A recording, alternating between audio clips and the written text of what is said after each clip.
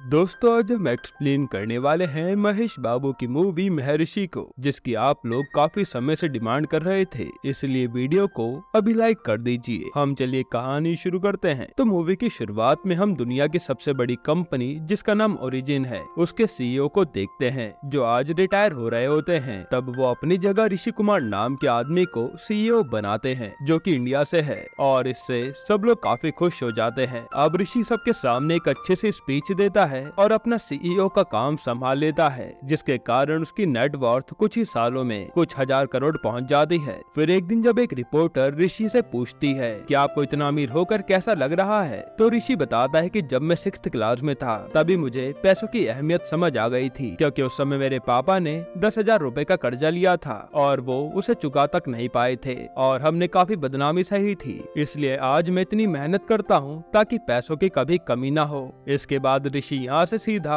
अपनी फ्रेंड की birthday party में जाता है, जहाँ पहले तो उसे कोई भी नहीं मिलता, लेकिन तभी ऋषि के कॉलेज के काफी सारे लोग आकर उसे कई सालों बाद मिलकर सरप्राइज करते हैं। और यहाँ ऋषि के कॉलेज के फेवरेट प्रोफेसर भी आए हुए थे। तब ऋषि काफी ज्यादा खुश हो जाता है और यहाँ से मूवी फ्लैशबैक में जाती है, जब ऋषि और उसका बेस्ट फ्रेंड कना इंडिया में रहते थे और ऋषि शुरुआत से ही काफी ज्यादा इंटेलिजेंट था। एक दिन ऋषि और कना जब साथ में बैठे होते हैं तो ऋषि के पापा को देखकर कना घर जाने लगता है। तो ऋषि कहता है कि इतनी जल्दी मत जा, पापा को ऊपर आने में कम से कम 3 घंटे लगेंगे, जिस पर कना को कुछ समझ नहीं आता। तो ऋषि बताता है कि अभी पापा पहले नीचे बैठे सारे लोगों के साथ महफिल जमाएंगे और टाइम पास कर कर ही ऊपर आएंगे। यहाँ ऋषि की बातों से हम समझ पाते हैं कि ऋषि अपने पापा को फेलियर समझता है, जिन्होंने अपनी पूरी जिंदगी क्लर्क बनकर ही गुजार दी। और ऋषि कहता है कि चाहे कुछ भी हो जाए, मुझे मेरे पापा जैसा तो नहीं बनना। अब शाम को ऋषि अपनी माँ को उसके IIT कॉलेज का एडमिशन लेटर देता है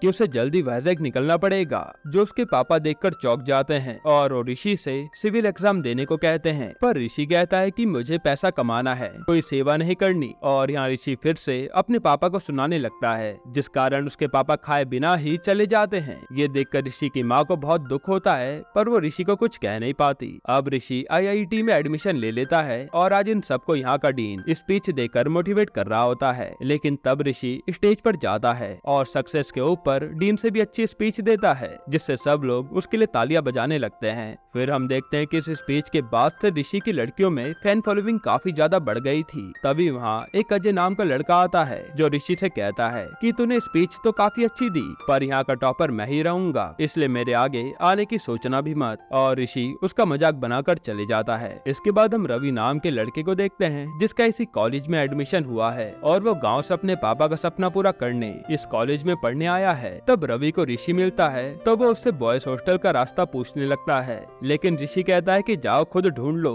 और ये सुनकर रवि आगे चले जाता है। तभी वहाँ पूजा नाम की एक लड़की आती है और वो भी ऋषि से गर्ल्स हॉस्टल का रास्ता पूछती है। तब ऋषि तुरंत हाँ कर देता है और उसका सामान लेकर उसे छोड़ने चल देता है। साथ ही ऋषि पूजा को बता रहा होता है कि कैसे इस कॉलेज के लड़के बहुत बिगड़ैल हैं, इसलिए वो उनसे दूर रहे, और खुद पूजा से कॉफी पर चलने को कहता है। लेकिन तभी एक लड़की आती है जो ऋषि से पूछती है कि कल तुमने मुझे कॉफी पर बुलाया था पर खुद नहीं आए। ये सुनकर पूजा समझ जाती है कि ऋषि भी बाकी लड़कों की तरह ही है और वो अपना सामान लेकर खुद चली जाती है। इसके बाद जब ऋषि अपने रूम में जाता है तो पता चलता है कि रवि ही ऋषि का रूममेट है, जिसने आते ही पूरे कमरे में धुआं धुआं कर रखा था। यहाँ ऋषि रवि को हड़काने लगता है कि मेरे रूम में अच्छे से रहना होगा। अब अगले दिन से क्लासेस स्टार्ट हो जाती हैं, जहाँ जिनके प्रोफेसर सारे बच्चों को इंटेलिजेंट होने की खूबियां बताते हैं और कहते हैं कि हर साल हम बोर्ड पर एक सवाल लिखते हैं और जो भी उस सवाल को सॉल्व कर देता है उसे एनुअल डे पर फेलिसिटेट किया जाता है। इसके बाद प्रोफेसर सबसे हार्ड क्वेश्चन बोर्ड पर लिख देते हैं और अजय सबसे पहले हाथ उठाता है कि इसे तो मैं ही सॉल्व करके रहूंगा। फिर रात को जब ऋषि सोने जा रहा होता है तो रवि लाइट बंद होने नहीं देता, क्योंकि वो वही क्वेश्चन सॉल्व कर रहा था।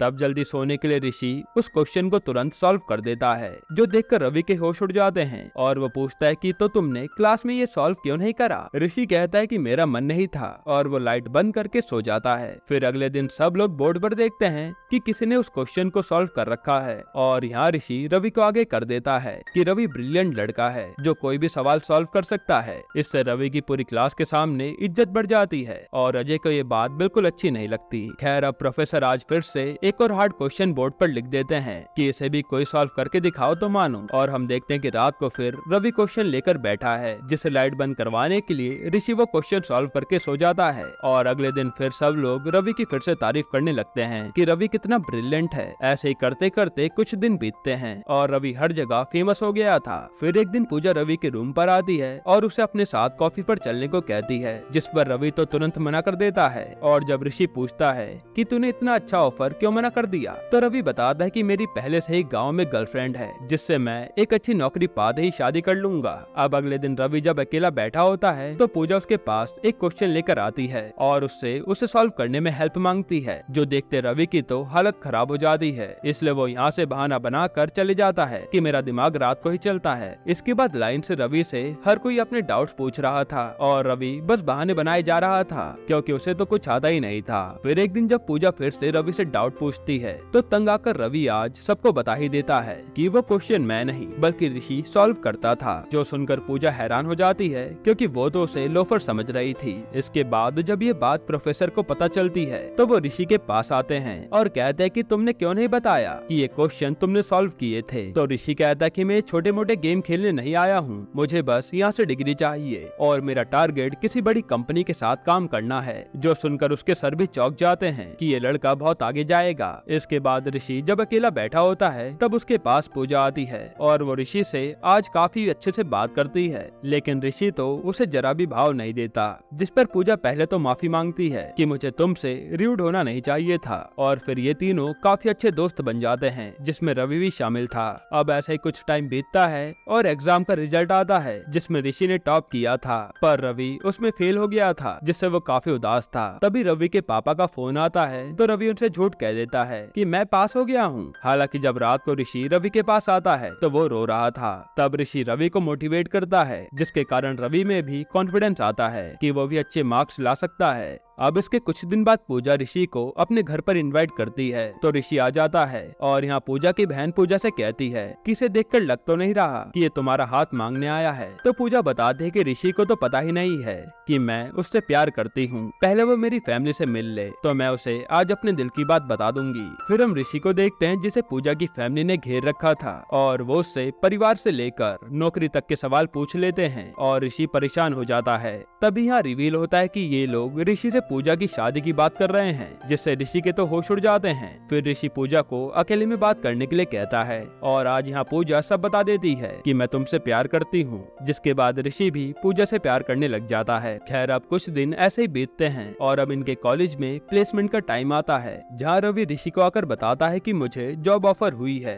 2 लाख सैलरी पर, जिससे ऋषि काफी खुश होता है। फिर रवि ये बात अपने पापा को भी बताता है और उसके पापा कहते हैं कि तू अब जल्दी घर आ जा, तेरी शादी भी करवा देते हैं। इसके बाद ऋषि के पास अजय भी आता है जो बताता है कि मुझे 1 करोड़ का पैकेज मिला है, अब देखते हैं कि तू क्या करता है। फिर जब ऋषि की बारी आती है तो वो ओरिजिन कंपनी के एचआर को जाकर सामने से एक ऑफर देता है कि मेरे पास एक ऐसा एआई प्रोग्राम है जिससे आपकी कंपनी सबसे ज्यादा ग्रोथ करेगी, और वो अपना नंबर और प्रोग्राम की फाइल देकर चले जाता है। वहीं रात को जब अजय अपने पैकेज की पार्टी दे रहा होता है तो उसे पता चलता है कि ऋषि ने तो ओरिजिन कंपनी को ऑफर दिया है और उसे काफी बड़ी जॉब मिलेगी। जो सुनकर अजय पार्टी बंद कर देता है और सोचने लगता है कि ऋषि का क्या करना है। खैर अब अगले दिन जब ऋषि पूजा के साथ था तो पूजा बताती है कि मैं प्लेसमेंट में नहीं बैठी, क्योंकि मैं तो तुमसे शादी करके घर संभालूंगी, वरना तुम्हारा ख्याल कौन रखेगा। जिस पर ऋषि चौंक जाता है, क्योंकि ऋषि को इतनी जल्दी शादी नहीं करनी थी। वो पूजा से कहता है कि मेरा जो सपना है वो मैं इतनी जल्दी अचीव नहीं कर पाऊंगा, उसमें टाइम लगेगा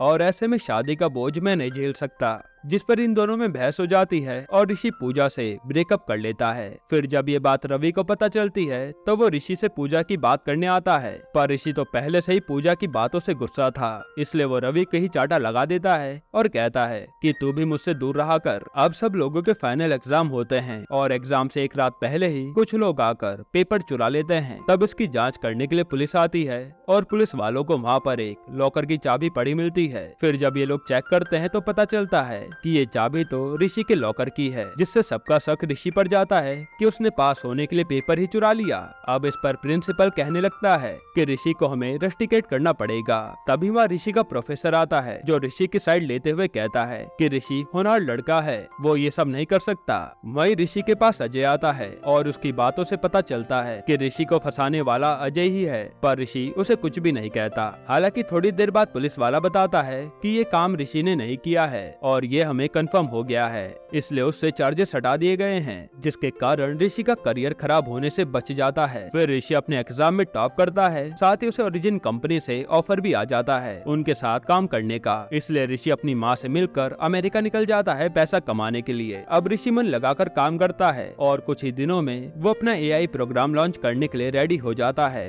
तभी ऋषि पर कना का फोन आता है, जो बताता है कि तू अभी घर आ जा, तेरे पापा अब इस दुनिया में नहीं रहे। ये सुनकर तो ऋषि टूट जाता है। हालांकि इसके बावजूद वो आज अपना AI प्रोग्राम लॉन्च करता है, जो कि सबको काफी पसंद भी आता है। और फिर वो तुरंत इंडिया आ जाता है अपनी माँ के पास। फिर सब क्रियाक्रम करने के बाद ऋषि की माँ उसे उसके पापा का एक खत देती है, जो उन्होंने ऋषि के लिए ही लिखा था। उसमें उन्होंने ऋषि की काफी तारीफ की थी, जो पढ़कर ऋषि की आंखों में आंसू आ जाते हैं। यहीं पर कहानी प्रेजेंट में आती है, जहाँ सब लोग ऋषि के पापा के बारे में जानकर दुखी थे और ऋषि भी कहता है कि मैंने तो उन्हें फेलियर ही समझा, पर वो मुझे बहुत प्यार करते थे। फिर कना वहाँ का माहौल संभालता है और ऋषि पूजा के बारे में पूछता है, तो उसके सर बताते हैं कि वो तो किसी गेमिंग कंपनी में टीम लीड कर रही है। तभी ऋषि का एक दोस्त रवि के बारे में पूछता है, तो ऋषि बताता है कि जब मैंने उसे चाटा मारा तब से मेरी उससे कभी बात ही नहीं हुई। और वो अपने सर से रवि के बारे में पूछने लगता है। तब उसके सर बताते हैं कि रवि को कॉलेज से रस्टिकेट कर दिया गया था, क्योंकि उस समय उसने ही पेपर चुराने का इल्जाम अपने सर ले लिया था। और जब उसके रेस्टिकेशन की खबर उसके पापा को पता चली, तो रवि के पापा ये सदमा झेल नहीं पाए और भगवान को प्यारे हो गए। ये सब सुनकर ऋषि के होश उड़ जाते हैं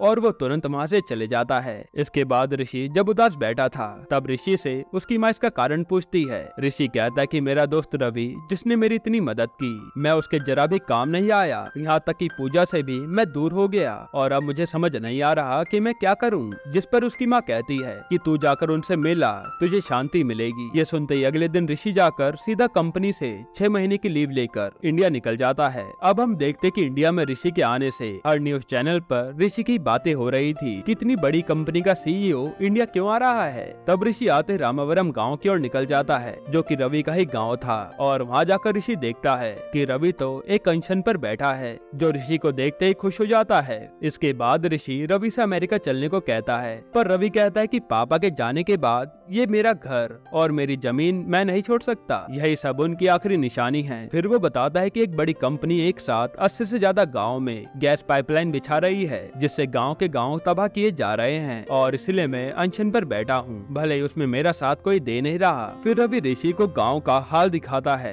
कि यहाँ फसल तक नहीं उग रही और लोग गाँव से शहर की तरफ भाग रहे हैं। तब ऋषि कहता है कि आज से मैं भी तेरा साथ दूंगा तेरे इसी अनशन में और हम उस कंपनी को रोक कर रहेंगे। इसके बाद ऋषि कई सारे सरकारी लोगों से मिलता है, यहाँ तक कि CM से भी मिलता है, ताकि रामावरम जैसे कई गाँव को बर्बाद होने से रोका जाए और कोई पाइपलाइन ना बिछे। पर सब लोग मना कर देते हैं कि ये सब उसी कंपनी का किया धरा है, आप लोग उनसे जाकर बात करो। इसलिए ऋषि अगले दिन उस कंपनी के CEO से जाकर बात करता है, जिसका नाम था विवेक मित्तल। यहाँ ऋषि जैसे विवेक से कहता है कि आप रामावरम गाँव को छोड़ दीजिए, उसके नीचे से कोई पाइपलाइन नहीं जानी चाहिए, तो विवेक मित्तल ऋषि को धमकी दे देता है कि मेरे काम के बीच में मत आना, वरना तुम्हारे लिए अच्छा नहीं होगा। और ऋषि इसी बात पर विवेक को चैलेंज कर देता है कि अब तू रामावरम गांव ही नहीं बल्कि उसके साथ जुड़े सारे गांव से हाथ धो बैठेगा, क्योंकि मैं जानता हूं तूने जबरदस्ती वो गांव खाली करवाए हैं। फिर ऋषि यहाँ से सीधा अपने असिस्टेंट को कॉल करता है और कहता है कि हमारी कंपनी के सारे क्लाइंट को कहो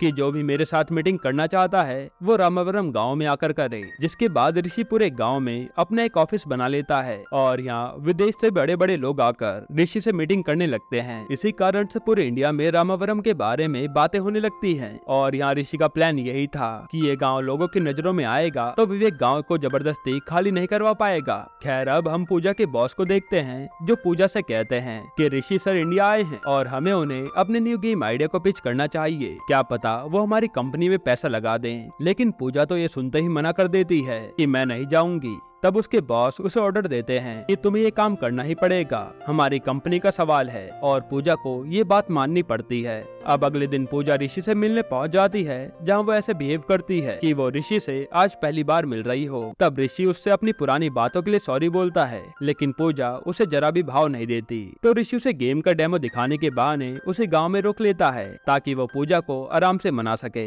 तभी पूजा की मुलाकात रवि से होती है और वो उसी के घर में रुक जाती है। अब अगले दिन ऋषि आज मीडिया को इंटरव्यू देता है और बताता है कि मैं यहाँ पर सिर्फ अपने दोस्त रवि के लिए आया हूँ, क्योंकि वो मेरे साथ अमेरिका नहीं जा रहा। ये सुनती मीडिया रवि का इंटरव्यू लेने लगती है और रवि से अमेरिका न जाने का कारण पूछती है। तो रवि उन्हें सारी बात बता देता है कि मैं जाऊंगा तो ये गाँव बर्बाद हो जाएगा, और ये न्यूज हर तरफ वायरल हो जाती है। इस न्यूज के बाहर आते ही रवि के गाँव के लोगों को भी हिम्मत मिलती है और वो भी रवि का अनशन में साथ देने आ जाते हैं। फिर रात को रवि के पास उसकी गर्लफ्रेंड पल्लवी उससे मिलने आती है और हम उनकी बातों से जान पाते हैं कि रवि के कॉलेज से रस्टिकेट होने के बाद पल्लवी के पापा ने रवि से उसका रिश्ता तोड़वा दिया था और अब वो उसकी शादी जल्द ही किसी और से करवाने वाले हैं। इसलिए पल्लवी रवि को यहाँ से भाग चलने के लिए कह रही थी, पर रवि इसके लिए तैयार नहीं था। तभी पल्लवी के पापा वहाँ आते हैं और रवि की चाटा लगाकर उसे पल्लवी से दूर रहने के लिए कहते हैं। अब अगले दिन ऋषि पल्लवी के पापा के पास आता है और उनसे उनके बिजनेस के बारे में बात करते करते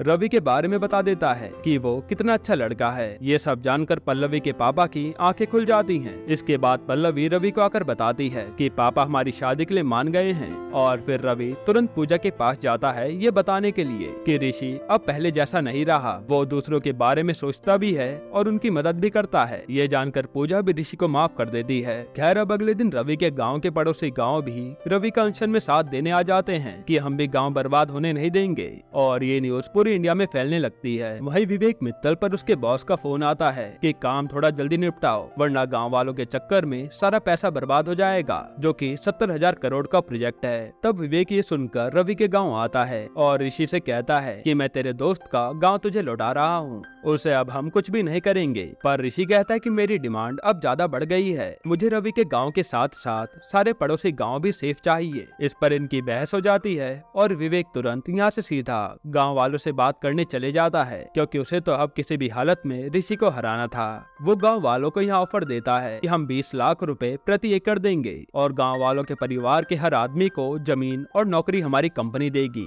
और आप लोग हमें जल्दी से सोचकर बताना कि आप ये डील लोगे या नहीं। तब इस डील पर तो कई सारे गाँव वाले खुश हो जाते हैं, पर रवि सबको शांत करवा देता है कि हम अपनी जमीन किसी भी हाल में नहीं बेचेंगे। लेकिन पड़ोसी गाँव के सभी लोग यहाँ से उठकर अपनी जमीनें बेचने के लिए मान जाते हैं। खैर अब जैसे ये बात विवेक को पता चलती है कि रवि अभी भी इस ऑफर के लिए नहीं माना, तो वो गुंडे भेज देता है रवि को मरवाने के लिए, जिसके बाद वो गुंडे रवि को उठा ले जाते हैं और ये होते हुए गांव का एक बच्चा देख लेता है, जो जल्दी से जाकर ऋषि को बताता है और ऋषि तुरंत रवि को बचाने पहुंच जाता है। अब यहाँ ऋषि की भयंकर लड़ाई होती है, जिसमें ऋषि ने सारे गुंडों को मार दिया था, पर हाथापाई में गुंडों ने रवि को बुरी तरह घायल कर दिया था। तब ऋषि तुरंत रवि को हॉस्पिटल ले जाता है और रवि की हालत काफी नाजुक थी। इसके बाद विवेक मित्तल अगले ही दिन ऋषि के खिलाफ मीडिया में ये बयान दे देता है कि ऋषि मेरे से इस प्रोजेक्ट के लिए पैसे मांग रहा था, और जब मैंने मना किया तो उसने गाँव वालों को मेरे खिलाफ भड़का दिया, जिससे सारे गाँव वाले ऋषि के खिलाफ हो जाते हैं।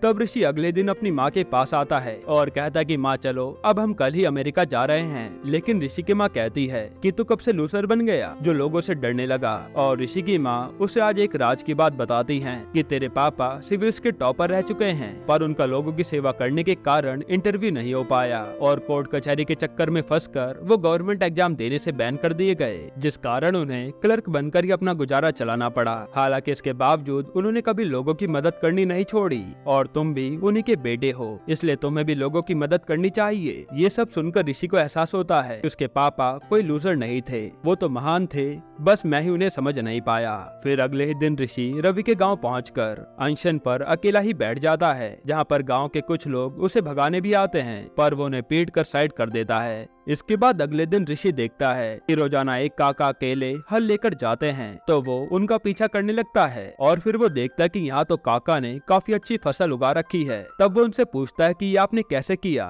तो काका बताते हैं कि मैं तो काम करता रहा और हमारे गाँव के लोग ही आलसी हो गए हैं, वरना धरती माँ कभी बंजर नहीं थी। ये सब बताकर वो काका ऋषि को खेती करने के लिए कहते हैं और ये दोनों साथ में मिलकर खेती करनी शुरू कर देते हैं। अब अगले दिन विवेक मित्तल का आदमी गांव वालों को इकट्ठा करके उनकी जमीनें खरीदने के लिए बैठा था। तभी वहाँ ऋषि आता है जो कहता है कि हम आपकी जमीन 5 साल के लिए किराए पर ले रहे हैं, वो भी 25 लाख रुपए प्रति एकड़ में। और यहाँ एक शर्त है कि आपको अपनी जमीन पर खेती खुद करनी होगी और फिर ये खेत आपके फिर से हो जाएंगे, जिस पर सारे लोग हाँ कर देते हैं। और इस तरह से ऋषि ने पैसे देकर लोगों से खेती करवानी शुरू कर दी थी, जिस बीच वो और पूजा भी करीब आ जाते हैं। इसके बाद हम देखते कि रवि भी अब ठीक होने लगा है और एक दिन शहर से एक लड़का अपनी बूढ़ी माँ को देखने आता है, जिसे सब लोग यही रुकने के लिए कहते हैं। तब वो कहता कि मैं यहाँ नहीं रुकने वाला और बातों ही बातों में वो ऋषि को बताता है कि धीरे धीरे पेस्टिसाइड के कारण हम लोग जहर खाने लगे हैं और लोग इसके बारे में सोच भी नहीं रहे और यही सब देखकर मैं खेती करना नहीं चाहता। तब रवि इस बारे में रिसर्च करता है और अगले दिन मीडिया में सबको किसानी के ऊपर एक जबरदस्त स्पीच देता है। वो कहता है कि हमें हर स्कूल में बच्चों को किसानी के बारे में बताना चाहिए, यहाँ तक कि किसानी के ऊपर कोर्स भी होने चाहिए। साथ ही वो पेस्टिसाइड के बारे में भी सबको जागरूक करता है। फिर वो ये ऐलान करता है कि मैं अपनी इनकम का 90% किसान के फायदे के लिए खर्च करूंगा, जो कि सीएम भी सुन रहे होते हैं। इसके बाद ऋषि की ये स्पीच हर जगह वायरल होने लगती है और लोग किसानी के बारे में पढ़ने लगते हैं। यहाँ तक कि स्कूल के बच्चों को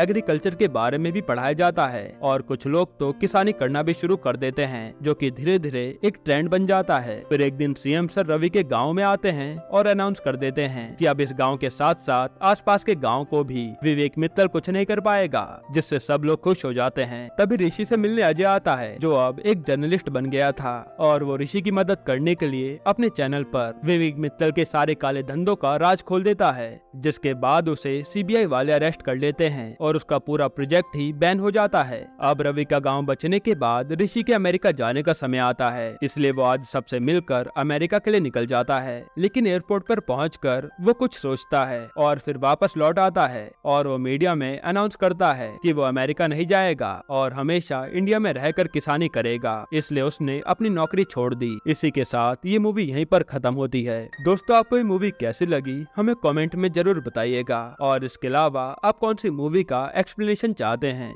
वो भी कमेंट कीजिएगा। बाकी अगर आपको हाल ही में आई एक कमाल की मूवी देखनी है तो आप ये वीडियो देख लीजिए।